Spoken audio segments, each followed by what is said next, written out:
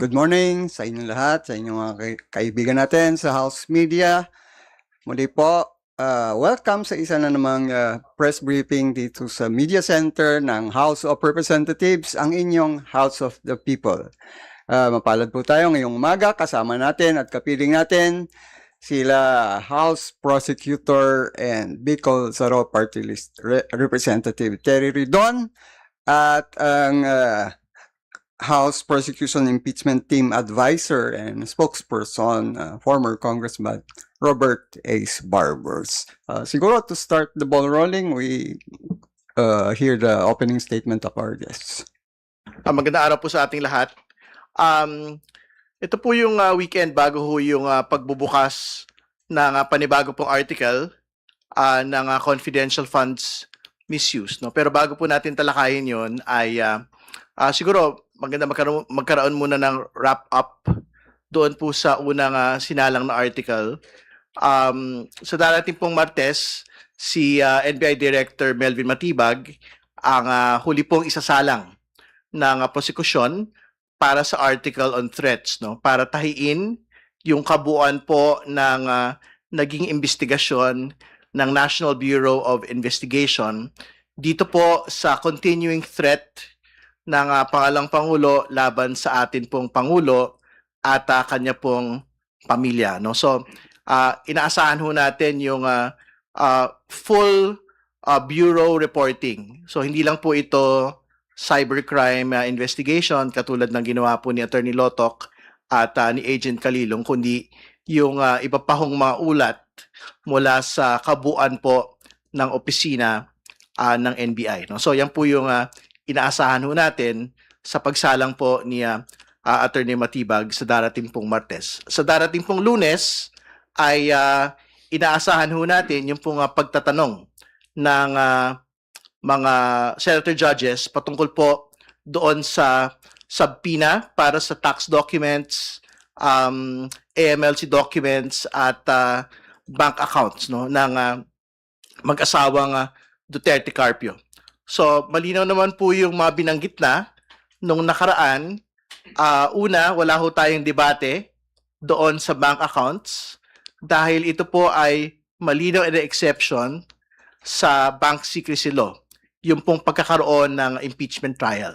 No? So, tingin ko, yan po ay malinaw sa ilalim po ng ating mga batas at konstitusyon. Pangalawa, yung usapin po na AMLC documents, ang kailangan ho nating linawin doon at yun din naman ho yung nakalagay sa provision ho na ipinapakita nila, hindi ho totoo yung absolute confidentiality of AMLC. Kasi meron din ho kalangkap noon pong provision na binabanggit ho nila on confidentiality of AMLC, yung pong pagkakaroon ng information sharing mechanisms with other agencies, no? So, ibig sabihin, hindi ho totoo na absolutely hindi ho pwedeng mag-disclose ang AMLC. Ganon din po sa BIR, no? Kasi ito pong mga dokumento pong ito, in ordinary courts, hindi ho Senate Impeachment Court, pwede po itong ipakuha para maisabpina ho so that we can achieve the truth, no?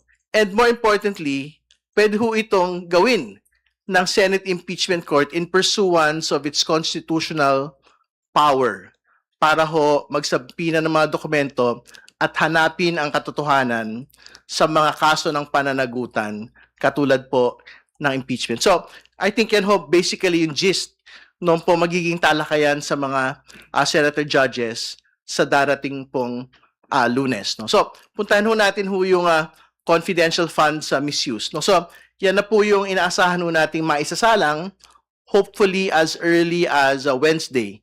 Kung wala naman ho extensive na direct and cross sa darating pong Martes on Attorney Matibag. So, yung confidential funds misuse, ito po yung isa sa mga pinaka-inaantay ng bayan na talakayan at presentasyon po ng ebidensya dahil pag-uusapan ho dito yung mga malalaking mausapin. Pag-uusapan yung Mary Grace Piatos, Milky Sikuya, at iba pa hong mga pangalan na kumuha, tumanggap ng confidential funds mula sa Office of the Vice President. Mapag-uusapan po dito yung pong mga similar na mga pirma nito pong mga taong ito, kung saan sinabi na parang ilang tao, isang grupo lang ang pumirma para sa mga tao pong ito. Ikatlo, ilalahad din po doon yung PSA report kung saan sinasabi that these particular personalities do not actually exist. They were never born, they were never married, they had never died in the Philippines. No? So, yan po yung ilan sa mga pwedeng mailatag dyan po sa confidential funds misuse. At huli, at pinakamahalaga, yung pagpapakita ho at presentasyon ng Commission on Audit Reports kung saan may pinasusoli na 448 million mula sa pangalawang Pangulo mismo. Una, doon pong sa unang paggamit ng confidential funds ng 2022, 73 million yung pong pinapasoli at nag-achieve na po ito ng finality sa Commission on Audit proper. Ibig sabihin, kailangan na pong isoli personal ng pangalang Pangulo at ng iba pang mga napangalanan doon. Yung pong 73 million. Yung pong balanse ng 448 million ay kung hindi ho sila nag-apila dito po sa kautusan po na ito, kailangan na rin po nilang mag-soli ng pera sa atin pong kabangyaman. So, yan po yung mga inaasahan ho natin sa darating pong mga linggo. Pagka po pinag-usapan na ho natin yung confidential funds misuse. At bakit po ito mahalaga? Mahalaga po ito dahil pera po ito ng tao. Hindi po ito pera ng pangalawang Pangulo na pwede ho niyang pagpasyahan kung saan lang po ito pwedeng gamitin. So, minamahalaga po ng House Prosecution Panel na dapat ang bawat piso ng pera ng bayan ay ginagamit sa dapat po niyang pinaglalaanan. At yan po yung basically puso nito po ang confidential funds misuse article. So, yun po muna. Si Kong Ace, kung may dagdag po siya. Hindi na rin ako mag-opening statement dahil napaka-comprehensive naman ang sinabi ni Congressman Terry Ridon. Gusto ko lamang susugan yung kanyang sinabi tungkol dun sa ipinapasabpina ng prosecution panel sa impeachment court yung mga mahalagang ebidensya na ilalatag ng prosecution panel nang sa ganon mapagtibay at mapalakas ang Article 1, no? This is Article 1, no? Yung Article 1 na nakasaad doon sa Articles of Impeachment.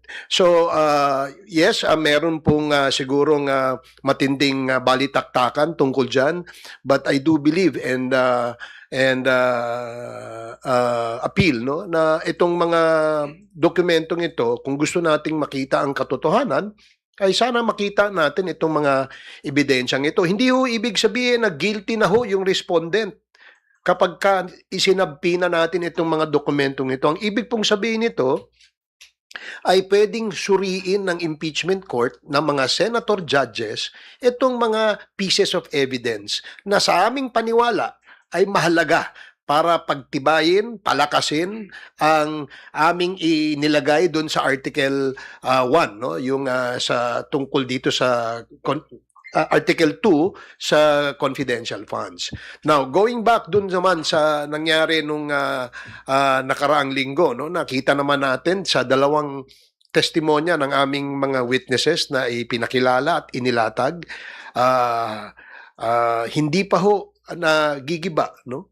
Yung credibility ng aming mga testigo. Yung unang testigo inilahad at ipinakita na itong mga videos na ito ay authentic sa pamamaraan na sinasabi ng batas, no? Pangalawa, ito pong ebidensyang inauthenticate ng aming unang witness ay inauthenticate din naman ng panig ng depensa dahil kitang-kita na ginamit din nila itong ebidensyang ito. Dito naman sa pahayag o sa statement na ginawa ni Attorney Jeremy Loto, Sinabi niya rito sa kanyang testimonya na meron silang nakitang basihan, no, para makapag-file base sa kanilang investigasyon, para makapag-file sila ng 3 counts of grave threats at saka isang kasong inciting to sedition against the respondent. So ito mahalagang makita at matukoy natin sa pamamagitan ng paglalahad ng ebidensya. Kaya nga kami nakikiusap na kung maaari gusto nating makita kung gumagana ba yung ating accountability mechanism sa pamamagitan ng magpapakita ng ating mga ebidensya. Palagay ko mabubuo ang konklusyon sa isipan ng ating mga husgado. So yun lang ang gusto ko idagdag sa sinabi ni Congressman Terry Ridon. All right, we are now ready to receive questions. Ann? Kongs, good morning. Sir, good morning, Sir Ace. Ayon po sa palasyo, wala pa pong natatanggap na request si Pangulong Marcos para sa authorization na mabuksan ang sealed BIR documents. Sinabi din nila na posibleng ang request ay maring manggaling sa House Prosecution o sa Impeachment Court. Sa panig po ba ninyo, maghahain po ba ang House Prosecution ng request kay Pangulong Marcos para sa authorization na ito at hintayin na lamang na ang magiging aksyon ng impeachment court? Sa punto pong ito, mahalaga po nga antayin muna natin yung po nga desisyon, no, ng Senate Impeachment Court. Katulad po ng nagdaan ho namin pagtingin ay hindi naman ho kailangan yung pong authorization ng Pangulo ng Pilipinas for a subpoena to be issued. No? So, antayin lang ho natin yung pagtingin po ng Senate Impeachment Court. So kung halimbawa, sabihin nila na necessary yung authorization, then it is something that we will consider and then we'll probably comply on. No? So, tingin ko yun yung mas mahalaga kasi para sa isang bagay na pinag-usapan ho natin, BIR doc, kasi totoo lang, hindi lang mo impeachment ito. Do they actually mean na yung pong ordinaryong tao na meron hong halimbawa tax evasion case sa the Department of Justice, isasalang sa korte, ibig niyo ho bang sabihin each and every tax case ng ordinaryong tao, hindi ho impeachable official, will require the authorization of the President for these documents to actually be subpoenaed by ordinary courts? I don't think so. Which is why, very important ho, antayin po natin yung pong pagtingin ng Senate Impeachment Court kasi sinabi naman na ho namin, meron hong constitutional power yung pong Senate Impeachment Court to issue subpoenas to get at the truth. No? So, kung sabihin ho nila, they would want to be on the safe side and would require presidential approval for the unsealing or opening of BIR documents, then that is the time that we will probably have to comply. Ganun din ang aking pananaw. No? Siguro hintayin natin ang desisyon ng impeachment court at marami namang mga remedies, no, na pwede. Ang mahalaga dito is that ang aming panawagan makita ang ebidensya, mailatag ang ebidensya, masuri ng ating mga impeachment court judges o senator judges at nang sa ganun makapagbuo sila ng konklusyon at desisyon pagdating ng panahon. Sir, another question. Just a reaction lang from you. Kahapon po sinabi sa press ko ni Jose Castro na inaasahan nila sa impeachment trial next week ay walang drama, walang pagtatago ng katotohanan at walang pag-iwas sa totoong issue. At ang mahalaga ay lumabas ang katotohanan. Ano po yung reaksyon ng House Prosecution sa pahayag na ito? Sa inyong pananaw, paano ninyo masisiguro na mananatiling nakatuon ang pagliliti sa ebidensya at sa mga isyong nakasaad sa articles of impeachment?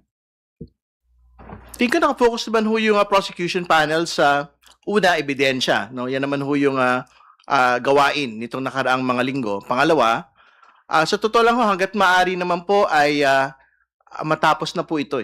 Kumbaga, the sooner that we are able to end and for the senator judges to be able to decide on the case, mas maigi para sa prosecution, tingin ko, para sa buong bayan, hindi ba? Para magkaroon na po ng resolusyon ito pong bagay na ito, which basically requires na hindi ho tayo pwedeng mag-delay, hindi ho tayo pwedeng makupot sa drama-drama. And I don't think it is the business of the prosecution panel to undertake drama in such a matter of high importance.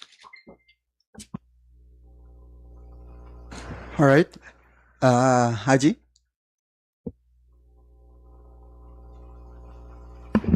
Good morning po, Kong Terry, Kong Ace. Doon po sa issue ng confidential funds, nabanggit ni Kong Terry kanina na naasahan nga po yung mga bukod dun sa mga names no na naibunyag sa acknowledgement receipts pati yung pagsasauli po ng confidential funds. Tingin niyo po ba kapag natalakay na tong confidential funds issue, mas magiging malinaw sa publiko kung ano po ba yung mga kumbaga kasi syempre sa mga nakalipas pong mga statements ng Office of the Vice President, halimbawa kapag sila po ay nakakakuha ng unmodified opinion na rating mula sa COA, na kumbaga mas magiging malinaw na yun pong mga rating mula sa COA ay hindi naman talaga nagre-reflect sa usapin ng confidential funds ng OVP. Kasi parang na ano po yun na-attribute po na wala naman pala talagang anomalya kasi may COA rating na ganito yung nakukuha yung OVP. Hindi, ang totoo naman po doon, pwede kong mag-exist yung pong unmodified opinion ng COA samantalang meron po silang hinaharap na notice of disallowance at finality on the question of confidential funds misuse. So, ibig sabihin, wag ho nating linlangin yung bayan na just because meron kang unmodified opinion, clean slate na yung po isang particular po na opisina. Pwede hong magsabay, umiral ng magkasama yung pong bagay na yan. So, ibig sabihin, pinapasoli pa rin yung pong 448 million kahit po merong sinasabing unmodified opinion over the span of several years yung pong binabanggit nila. So, ibig sabihin, ang pinag-usapan lang naman sa unmodified opinion yung pag-present nung pong financial statements nung pong mga opisina ng pamahalaan. Ibig sabihin, hindi lang po special office yung OVP sa ganyan pong bagay. Maraming mga opisina sa buong burokrasya na nakakakuha ng unmodified opinion but at the same time, meron pong hinaharap na mga notices of disallowance, finality of decision po ng COA proper. So, great na meron pong unmodified opinion, pero tuloy pa rin po na may pinapasoling 448 million personal sa atin pong pangalawang Pangulo. Well, ang pinakamahalaga dito, bukod dun sa unmodified opinion and notice of notice of disallowance, yung pinaka-final decision no ng ating COA. Kasi ito nagpapatunay lamang na may proseso na ginagawa ang Commission on Audit to arrive at a decision on an issue that is of national importance. Bakit? Pera ng taong bayan ito Kailangan patunayan kung ito ba'y nagamit sa tama. Now, siyempre ang opisina ay nagbigay ng kanilang justification. If COA finds the justification lacking, then it goes to the unmodified opinion. Now, if there is a semblance of finality, COA will issue a notice of disallowance. But there's still a way for the agency to submit an appeal until it becomes final. So again, ang pinaka-importante ay yung final. No, ano ba yung final? Sinasabi dun sa final na decision, itong mga period na ito na kung saan ginamit sa confidential funds, isoli nyo itong perang ito. Ito naman sa period na ito, na ginamit nyo rin dyan, isoli nyo ito. And there are still others coming, no, if I'm not mistaken. Marami pa siya marami pang ano.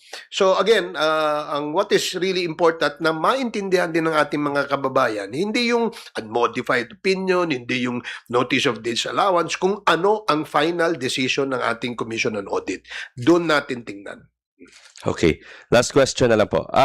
May survey po na lumabas sa social weather stations. Tumaas daw po ng 2 points from 29 to positive 31 ang net satisfaction rating ni Vice President Sara Duterte. Although the survey was conducted from June 20 to June 29, so prior po na magsimula yung impeachment trial ni VP Sara sa Senate.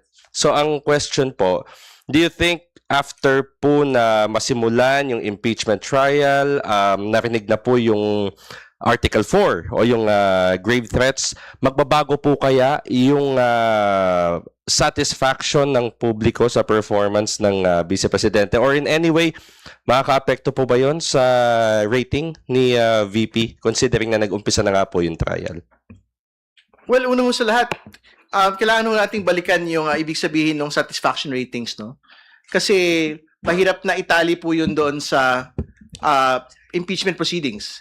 Kasi I think a basic question ho on satisfaction ratings ay ano ba ang pagtingin po ninyo sa gampanin ng atin pong pangalawang Pangulo over the course of this particular period. So, I don't think nakatali siya doon sa ongoing impeachment proceedings against her today. No? Kasi baka pagka mas pointed yung question, do you actually support the impeachment proceedings against the Vice President? Tingin ko, that is the proper question relating to the impeachment proceedings. No? Kasi basically, satisfaction ratings are performance ratings. Eh. So nakikita din naman ho natin yan. For example, the President had a better rating for this particular quarter. So tingin ko, mahirap na i-conflate yung pong satisfaction performance ratings on how the impeachment proceedings, not just at the level of the Senate, but also at the level of the House, is when it is being compared to the performance of the Vice President.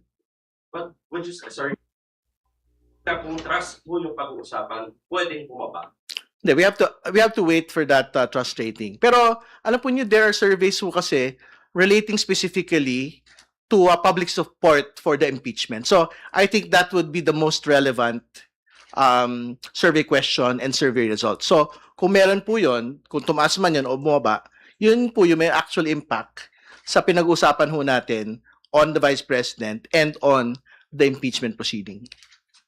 Ako, dagdagan ko lang yung sinabi ni Kong Terry, no, na it would be interesting to note, no, in this survey na lumabas, na lahat po ng lahat po ng mga mga personalidad na kasama diyan sa survey na yun, ay tumaas po yung kanilang net satisfaction ratings. At itong ang ibig sabihin lamang nito para sa aking personal na opinion ay nakita ng taong bayan na itong mga personalidad na ito ay nagtatrabaho, no? Tatrabaho, and this is quite a good impression that they will leave to the Filipino people. Ngayon, it would also be interesting to see the results maybe after the issue of the impeachment has been asked, no? Kasi wala pa naman nagtatanong niya. Ang unang tanong kasi, interesado ba kayong makita o madinig ang impeachment? At 80% ang nagsabing oo. Diba? So, from that particular baseline, then we go, kung nakita na nila ito ngayon, yung after the first article na tapos, siguro it would be also interesting to see kung ano yung magiging resulta. Yan ang aabangan natin. Bernard, your follow-up? Good afternoon, Coms. Yung rating kasi, may mga narrative ngayon yung mga trolls na ang taas ng rating ng next president namin eh. So bakit nyo ituloy yan, yung impeachment? Is that the reason para huwag na ituloy yung impeachment? Well, sa aking palagay, hindi dapat rason. Ang impeachment kasi ay proseso ng accountability eh. At mahalaga ito, kaya nga ito ay nakasaad sa ating saligang batas because hindi pwedeng ibig sabihin kung ikaw ang mataas na opisyal ng gobyerno, kapag ikaw ay gumawa ng mga paglabag sa batas, ay wala ka ng accountability dapat harapin. Kaya hindi dapat tinitingnan itong accountability dahil sa popularity, no? Hindi po ito popularity contest. This is a mechanism that the Constitution guarantees to ensure that the Filipino people will not be shortchanged if and when the officials, the highest official of the country violates certain laws. Ayun lang ang aking pananaw. Kong Terry. Una sa lahat, hindi po pwedeng magpagbanggain yung pong survey ratings doon po sa impeachment, katulad na binanggit ko na po kanina. Kasi ang sinusukat po sa survey ratings, satisfaction ratings, ay kung maayos po ba yung service delivery ng atin pong pangalawang Pangulo. So, ibig sabihin, kung magaling ho ba, at I think nagbigay naman ho siya ng ulat sa bayan, no, na talagang tumutulong ho sila sa iba't ibang mga sektor na ginagawa rin naman po ng iba't ibang mga ahensya po ng pamahalaan. Pero hindi ibig sabihin nun, hindi siya pwedeng sukatin ng Senate Impeachment Court patungkol doon sa mga paglabag ng konstitusyon at ang mga betrayal of public trust, no, na ginawa po ng ating Pangulo in the past, no. So, congratulations dahil mataas po yung kanyang satisfaction ratings, pero tuloy pa rin po yung impeachment proceedings laban po sa pangalang Pangulo dahil ang pagpapanagot sa kanya ay mas mabigat na usapin kaysa sa kahit ano pa. All right, siguro Follow before that, Bernard, let us first recognize our guest, the member of the prosecution panel and also acting as a spokesperson for the prosecution team, Attorney Benjamin J. Tolosa Jr. Hello, hello. If I could just also add a quick answer to that. Sabi nga ho ni Kong Ace, no, this is not a popularity contest. It's a constitutional accountability mechanism. Ano? And it would be good to remember what happened during the impeachment trial of the late CJ Corona. No? Matatandaan ho natin, at the start, hindi ho mataas, no, yung suporta ng publiko dun sa impeachment proceedings. But when they started to see the evidence, no, that were presented in the course of the proceedings, the tides change. Kaya nga ho lagi naming hinihingi, no, wag ho nating pangunahan itong proseso na to. Pinapakiusapan ho natin yung mga kababayan natin, no, na subaybayan natin ng mabuti itong impeachment proceedings. Pakinggan at suriin natin lahat ng ebidensya, no? At kung siguro magkakaroon ho ng mga survey tungkol sa bagay na to, it's very premature to do it at this time. Gawin ho natin yan, no? Kapag narinig na ng taong bayan ang malakas na ebidensya. To be fair, hindi lang ng prosecution, pati ng kabilang panig, pag nandiyan ang ebidensya, then let's hear their opinion about it. Yun lang ho. a follow-up. Despite this culpable violation of Constitution, betrayal of public trust, corruption, bakit mataas pa rin na rating ni VP Sara? Saan galing? Sa tingin nyo? Anong basa niya?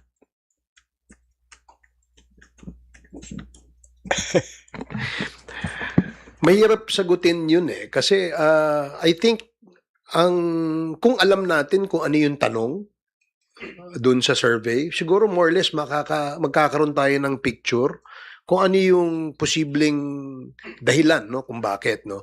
But gaya nga ng sinabi ng aking mga kasama dito at sinabi natin, hindi importante sa ngayon na kung sino yung popular, no? Dahil nga hindi nga po ito popularity contest o beauty pageant. Ang ating importanteng makita at mabigyan ng pansin ang paglalatag ng ebidensya. Dapat madinig, maintindihan ng ating mga kababayan nang sa ganon, magkaroon sila ng sariling konklusyon o opinion dito sa usapin ng impeachment. Dahil from the impeachment process mismo, ito'y masalimuot na proseso. Napakahirap din maintindihan ito. No? Kaya nga, isa sa mga pamamaraan para ito'y maintindihan ng ating mga kababayan ay mailatag natin ang ebidensya. At dyan mismo, siguro, that will already help the people to come up with conclusions or opinions on the issue. Any other follow-up, Bernard? Meron pa. Think okay na, we can move on to the next question. All right, go ahead. Hi, Congress. Good morning po. Isaiah from Billionaire Abante. Regarding naman po sa mga magaganap next week, yun nga po yung pagbubukas na po ng talakayan regarding sa confidential funds. Based sa pre-trial order, ito po yung inaasahan natin na pinakamahaba kasi 31 trial dates. Ano pong mga expectations? Bakit po ganun siya katagal o magiging ganun siya kahaba? Pwede ba rin ba siya magiging mas kabilis nung grave threats na nagbawas po tayo ng mga witnesses? Yes, una-una, bakit ganun siya katagal? No? Dahil napakadaming dokumento na involved dito. Tulad ho na nang nasabi kanina ni Kong Terry, ang pinag-uusapan na confidential funds dito sa dalawang departamento ho siya, so opisina ng gobyerno, Office of the Vice President and sa DepEd, no? And then madami ho tayong mga witnesses na kailangang marinig ang kanilang testimonya para mapaliwanag yung buong proseso, para makita ho natin, no, from the time that they asked for cash advances, no, para dito yung saan ba ginamit talaga ito, ano yung nangyaring liquidation efforts nila sa COA, ano ang naging mga findings nila sa COA, no, hanggang doon sa umabot na doon sa pinaliwanag kanina nila Kong Terry, Kong Ace, nagkaroon ng mga findings, no, na pinapasoli, itong amounts na ito dahil hindi napatunayan na nagamit ito doon sa allowed na purposes, ano. So as to can we find a way to abbreviate the proceedings, we will also try to do that, no, tulad ho nung ginawa ng team for grave threats, no. Basta ho na patunayan na ng mga naiupo ng testigo yung mga importanteng bagay, no, para ma-prove itong charge ng confidential funds. Hindi pwede na din ho nating ipagpaliban na or altogether waive already, no, yung presentation of other witnesses. You would remember we waived presentation of I think 6 witnesses in the grave threats. Ganon din naman ho yung plano natin dito, no. If there are witnesses that could be dispensed with, we'll also try to do that. Again, cognizant naman ho tayo, no, dun sa sentimiento ng impeachment court and mga kababayan natin, ayaw nating magtagal to pare-pareho, no, but tulad ho ng sinasabi namin, we'll also ask for some patience from everyone, di ba? Dahil gusto nating mabilis, pero ang pinaka-importante, more than dun sa mabilis, yung mailatag natin ng mabuti, yung ebidensya. Para ho kapag darating na yung panahon para humatol na, nakabase siya sa buong ebidensya na importante at relevant and material dito. Baka sila Kong Terry po and Kong Ace may sagot. Katulad ng binanggit kanina, nakabatay naman po yun doon sa pagtakbo ng day-to-day na paglilitis po natin, ano. So ibig sabihin, kung masapatan na po yung confidential funds misuse team doon po sa naging takbo at latag po na ebidensya, tingin ko mas kaya pa ho nating mapabawas, no, yung pong bilang po ng mga testigo. Pero syempre, kung kailangan ho itakbo yung entire length ng pong presentation of evidence with the entirety of the witnesses, then that is something that we would also do, no. So antayin na lang ho natin siguro yung pong pagtakbo nito pong bahagi po na ito ng paglilitis. Well, gaya ng sinabi ni Attorney Tolosa at saka ni Congressman Terry, kapag sufficiente na, no, yung naipakita na ebidensya and nakapagbigay na ito ng lakas at tibay dun sa kaso o dun sa article na yon, then perhaps the prosecution panel may consider shortening it or expediting it by what? One, perhaps withdrawing some of the witnesses that are listed in the pretrial brief, no. Number 2, siguro kapag maganda yung pagkakalatag ng testimonya ng mga witnesses na yon at nakuha na ho natin yung meat o yung laman mismo ay sufficient, then perhaps nasa yung nagde-direct, siguro medyo pwede nang bawas-bawasan ng konti yung pagtatanong, di ba? If you notice this past 5 days, wala naman sa direct examination ang mahaba eh. Di ba? And kaya nga, siguro dapat tanungin din natin kung meron ba silang ding paraan, paiksiin, without sacrificing, of course, yung katotohanan at saka yung due process. Alright, thank you po. Last question ko na lang po yung regarding pa rin sa Confi Funds. Posible pa rin po ba na isa sa mga una nating iharap si Ramil Madriaga? Though nung humarap na po siya ng House Committee hearing, na sinabi po niya yung 125 million na gastos lang in 1 day. Can we say na siya pa rin, siya ang star witness natin for confidential funds? Wala naman hong tinatakda ng star witness sa kahit ano pong articles, no, of impeachment. We will decide as we go along the trial. Kasi very important ho, mailatag muna yung pong mga dokumento on confidential funds misuse. No? So, yung pong mga PSA report, yung pong mga acknowledgement receipts no involving Mary Grace Piatos no, and then we will decide kung sino pa ho yung mga dagdag na mga witnesses. Nakalagay naman ho si Ramil Madiague doon po sa listahan ng mga witnesses, so we will ask for the subpoena as soon as we get to that point. And as to identity of the first witnesses that will be presenting no, in connection with the confidential funds, we've already informed the court no, about this. So, ang nasabi ho natin dyan, ang una, House of Representatives Legislative Archives and Museum Management Service Director, tapos tapos ho niyan, 2 bank managers ho, ng Land Bank of the Philippines. Alright, thank you po. Alright, Red, your turn. Good morning po. Last ko na po to. Dahil lilipat na ako ng beats. First off, Attorney Tolosa, bakit po, kasi po may mga nagsasabi po na kaya daw po winidraw si Attorney Zuleika Lopez and si Captain Bello ay baka daw maging more damaging pa daw to sa prosecution than sa defense, na baka mabaliktad pa yung narrative nung pagkakakulong or yung pagkakadetain kay Attorney Lopez. So, what do you think po doon sa narrative na parang iniiwasan po ng prosecution na mabaliktad pa yung narrative na na-establish na po ng 2 NBI witnesses po natin? Tulad ho dun sa pinaliwanag during the previous hearings and even the previous press conferences, maliwanag yung rason bakit hindi na kailangan pang ipresenta itong 2 witnesses na to. Ang purpose ng presentation nila dapat is to help authenticate the video. Pangalawa, yung to testify regarding the surrounding circumstances when the threats were made. Pero dun sa video, tulad ho ng nasabi din ho kanina, napakaliwanag na wala nang issue sa authenticity. Ginamit nilang sariling video which proves they conceded its authenticity. At mas mahalaga dun, mismong mga abogado na ng respondent, inamin na ginawa itong threats na ito.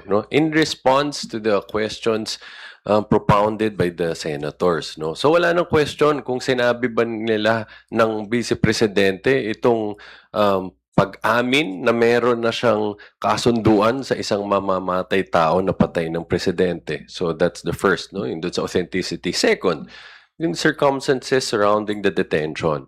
Sinabi ni Attorney Lotok na nakita na nila itong kasunduan na patay ng presidente, hindi ito nag-ugat dun sa detention ni Attorney Lopez.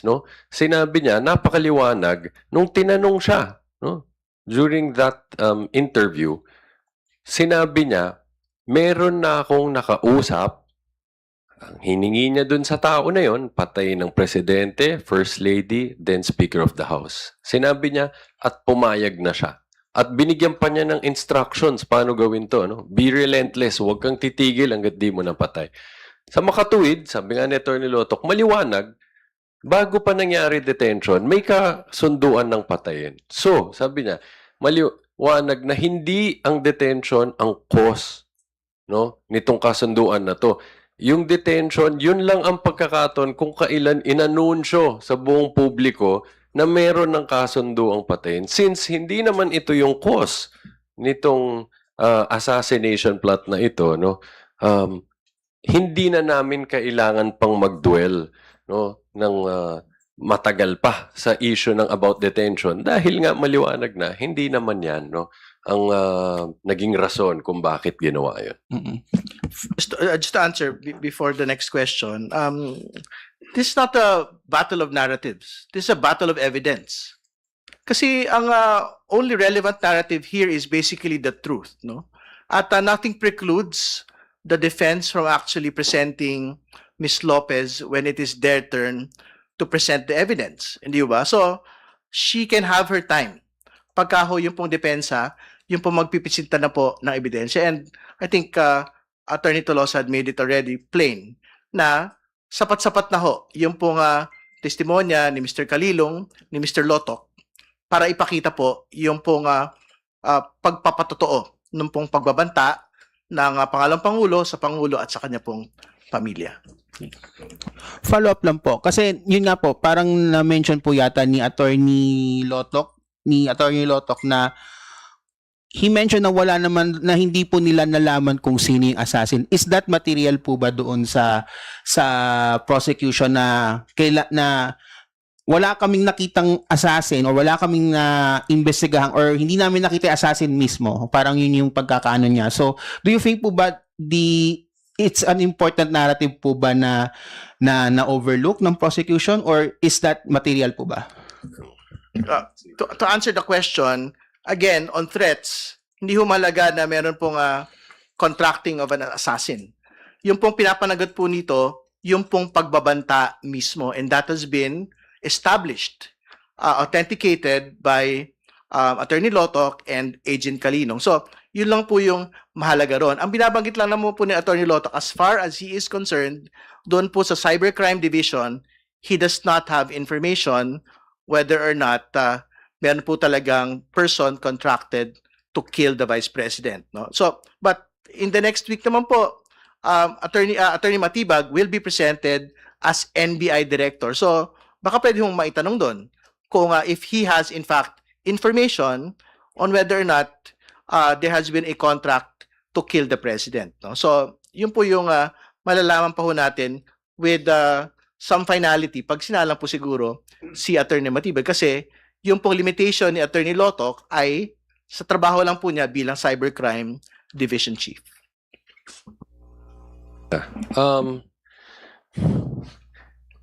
Dun sa tanong meron bang assassin, no? Bukod dun sa liwanag, I mean, importanteng paliwanag ni Kong Terry na muna, let's be accurate, no?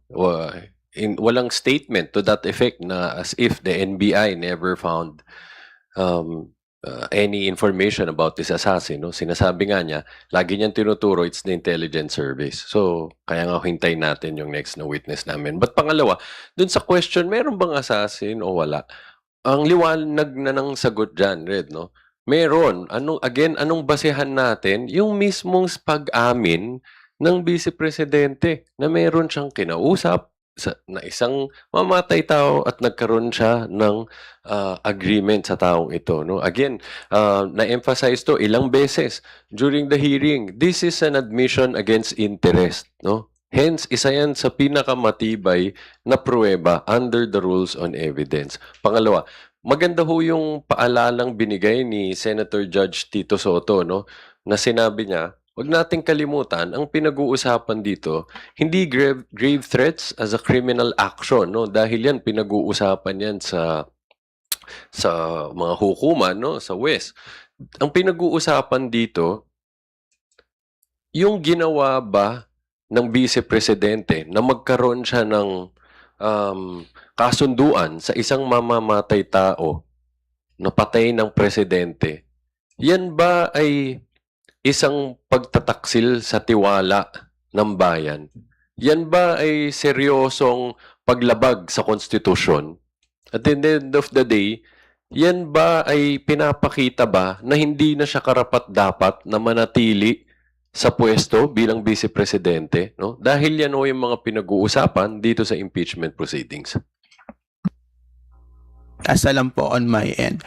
Pero ito medyo hindi na to related sa impeachment kasi may nabalita nga po na isang delivery rider na nasaksak at napatay. I think this is related kay Kong Terry and kay former Kong Robert Ace Barbers. May isang delivery rider na nasaksak at napatay ng isang repeat offender daw. Ang sabi trip lang daw niya yung pagkakasaksak doon sa rider. Yung rider may 3-year-old na anak na may autism daw. This case has stirred public opinion about the resumption ng kamay na bakal na governance. Maraming nagsasabi na hindi daw it's example daw to of the current situation sa crime na nangyayari sa Pilipinas na what I'm seeing right now is namimiss sila yung Duterte style of governance. Your comments po.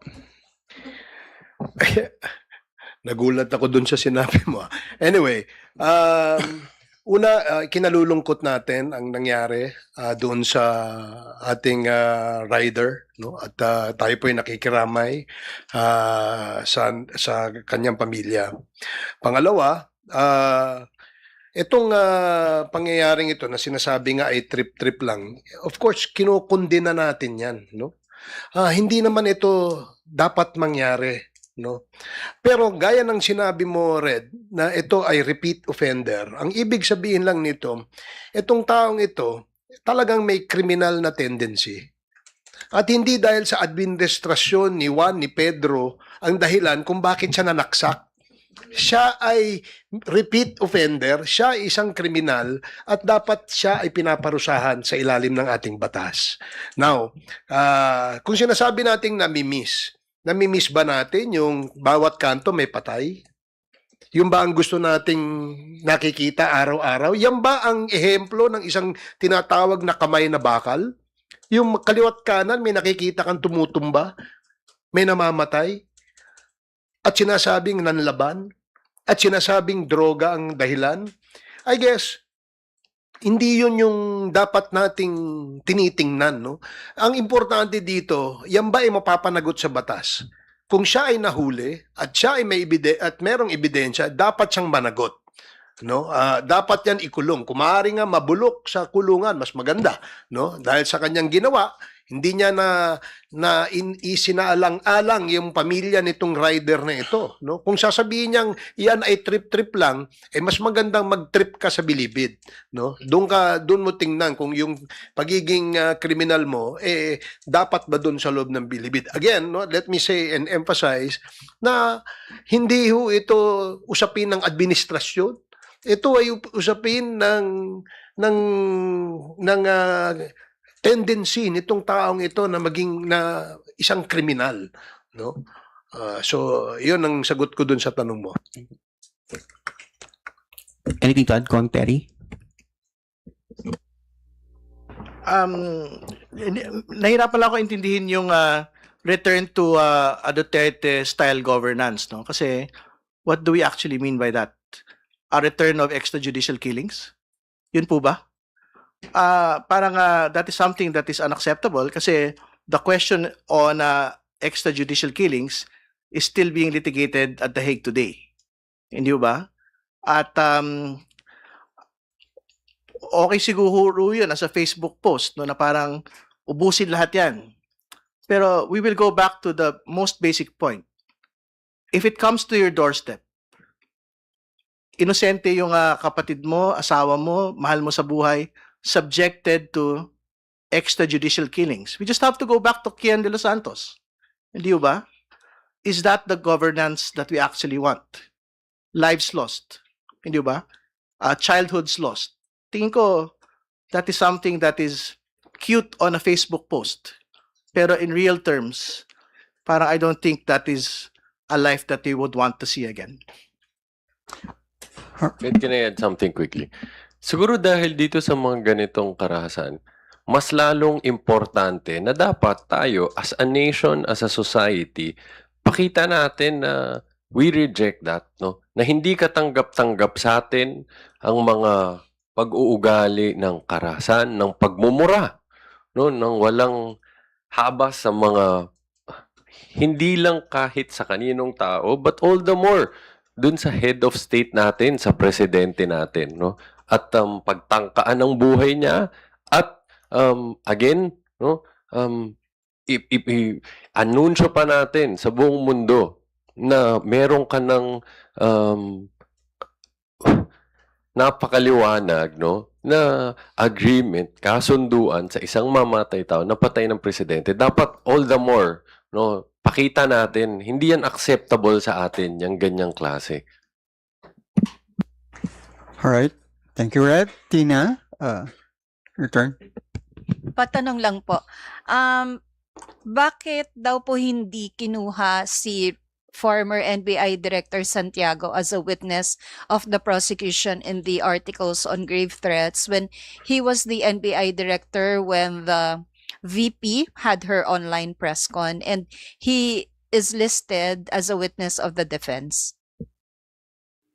Ang totoo naman ho, pwede ho siya sanang i-consider na witness ng prosecution. Pero yung po kasi talagang merong most direct participation po dito sa investigasyon on threats was Agent Kalilong and Attorney Lotok. No? So, tingin ko sila naman ho yung pinakamahalaga. And syempre, as NBI Director, meron siyang general oversight over all of the activities, which is something that Director Matibag can actually undertake as well. Kasi our understanding, nung pong nagkaroon po ng palitan, lahat po ng reporting, not just on the threats, no, kundi the entirety of the bureaucracy of NBI had been transferred to Attorney Matibag completely. No? So, there's no reason for that. It's really na yung pinaka may direct contact naman po talaga on the threats matter would be the rank and file agents, yung pong division chief, no? At ngayon nga syempre kung ano ho yung continuing updates, no, on the threats in general, it is something that Attorney Matibag can actually undertake. As you've pointed out, it's the defense who listed him as one of their witnesses. And of course, they're free to do so when it's their turn to present evidence. Kaya nga ho, sa ngayon, hintayin ho natin yung magiging mahalagang testimonya ni NBI Director Melvin Matibag. At masasagot ho yan, yung katanungan, bakit siya yung pinili naming paupuin as testigo. Alright, thank you, Tina. Follow-up. Pwede follow-up lang po. Kasi recently, meron pong statement po itong si Director Santiago na yun nga raw pong Operation Romanov, yung plot daw po supposedly to eliminate the Marcos family and not the Vice President. So, hindi po kaya maganda rin na naisa lang siya doon or yun nga, o doon ta po talaga tayo napunta sa pag tukay kay Matibag na po, continuing director. Well, gaya rin ng pagkakaintindi ko doon sa unang video na kung saan yung si Mayor Baste ang nagsasalita. Pagkakaintindi ko, ito ay isang parang pahiwatig, no, sa ating Pangulo na posibleng mangyari yung sinasabing Romanov tragedy at saka Mussolini tragedy, no?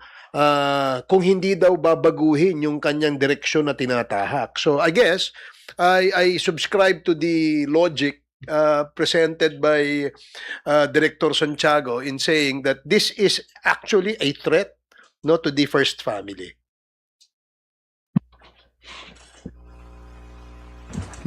Russell, your turn. Morning, sirs. Kahapon po may nabanggit po si Representative Joel Chua on the possibility of waiving an article or two if necessary. What is your take on that? Well, ganun pa rin naman po yung tactics, no, na pwede yung i-undertake ng prosecution. Pagka naman ho, tingin ho namin ay sapat-sapat na ho yung mga naunang nailatag na mga articles to secure a favorable result, no, dito po sa impeachment proceedings po natin. So, I think that is still on the table. As to what it will be, syempre, we will have to decide when we get to that point. Pero, yung confidential funds issue, syempre, kasado na ho yun. Dahil we will be subpoenaing witnesses already for next week. We have to decide when we get to that point. So, kung maganda ho yung pagkalatag ng ebidensya, then these things will be discussed again at that point. Yung article na hawak niyo po, willing po kayong i-drop if ever po maayos yung pagkakalatag sa confi funds misused? Tingnan ho natin. Hindi naman ho tayo nagsasara. But I think we have to be very clear na yung pong unexplained wealth, yung beating heart nito pong impeachment trial. Kasi ang pinag-usapan ho talaga natin dito, yung pong mga bagong mga ebidensya, no, na marami ho doon hindi pa nailatag doon sa House Justice Committee proceedings, and I'm quite certain interesado din po yung mga kababayan po natin na malaman po yung katotohanan sa likod po nito. So we will decide when we reach that point.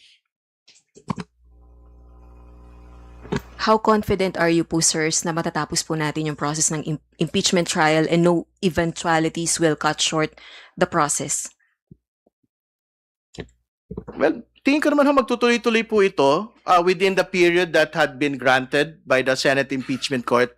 Pero katulad ng nakita na ho natin, I think halos isang buwan ng trial dates, no? Yung pong naitabi dito po sa pagbabawas po ng witnesses. So, hopefully, pagka naman masapatan ho kami doon sa mga unang ipipresenta pong witnesses, baka mabawasan. Actually, yung confidential funds misuse po, yung pinakamaraming trial dates hindi ba? So, if we are able to cut it short, to be able to move on to the next, I think that is something that we would want to see as well. Vivian?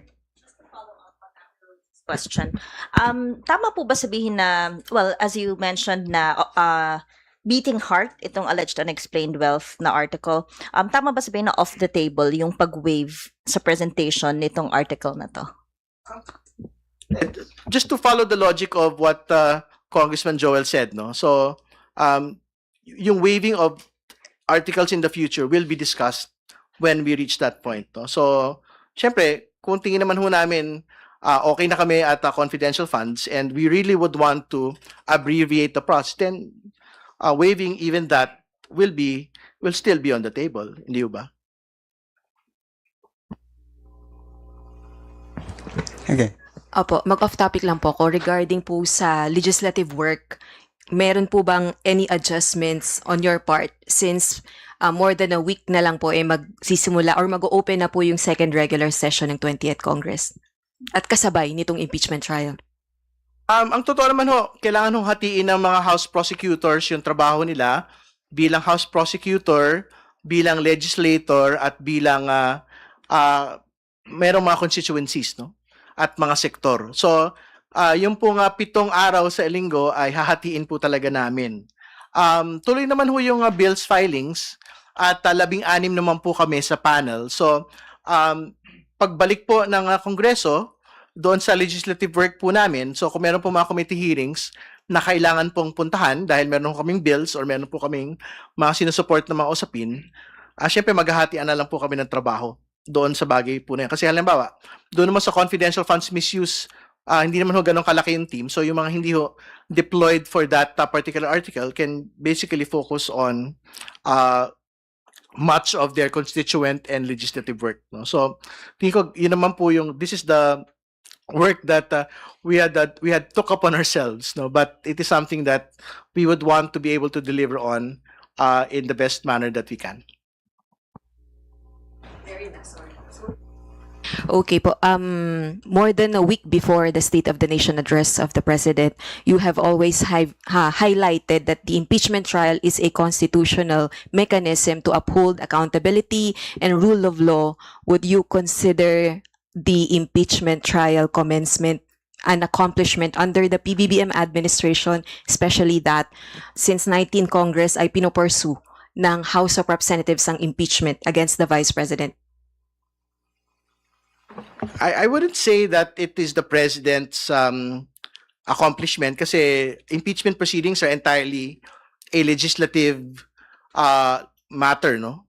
Within the legislature matter po ito. So it is something undertaken by Congress, it is something undertaken by the Senate, no? So hindi naman kasali yung pong Pangulo dito po sa bagay na ito. I think from the House's perspective, tingin ko malaking bagay po ito, no? Pero I'm not quite certain whether or not it is something that the President should take on as a part of his State of the Nation address because it is an entirely a legislature matter.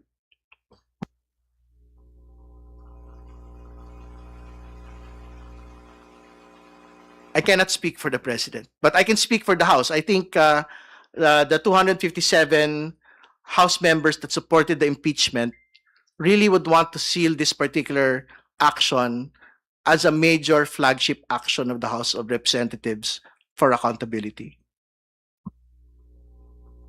All right. Speaking of accomplishment, I think we have accomplished much for today. But before we end, we will give our guests the chance for their parting word if they so desire. Katulad nung nakaraan, makita-kita na lang ho tayo sa Lunes dahil makikita pa rin ho tayo sa Lunes sa susunod pong linggo. Antabayanan po natin yung pong mga updates po sa paglilitis ng ating pong pangalawang Pangulo.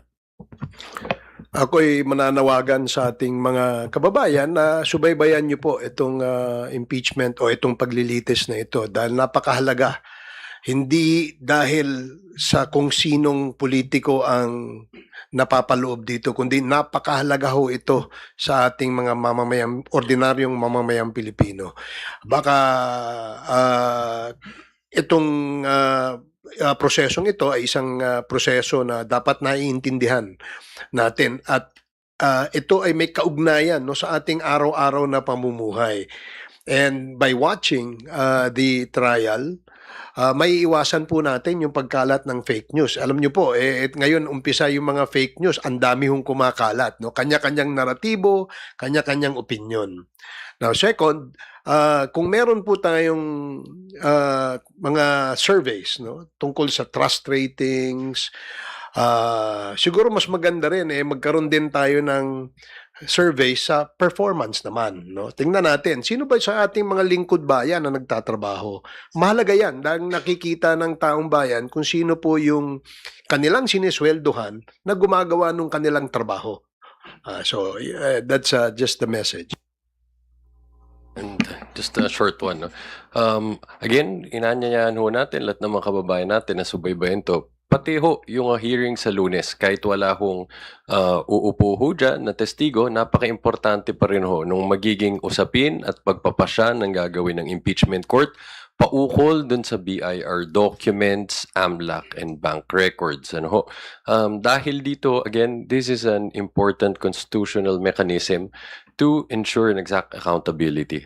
So, para ho makita natin ang buong katotohanan, paukol dun sa kayamanan ng Vice Presidente, napakahalaga ho na itong mga dokumento ito ay makita at masuri nating lahat ng impeachment court, pati ng ating mga kababayan. Yun lamang ho. Salamat. On that note, maraming salamat po sa ating mga guests for today, former Congressman X. Barbers, Representative Terry Ridon, and Attorney J. Tolosa, sa inyong mga kapatid sa media at sa ating mga kababayan na patuloy na sumusubaybay sa ating mga talakayan.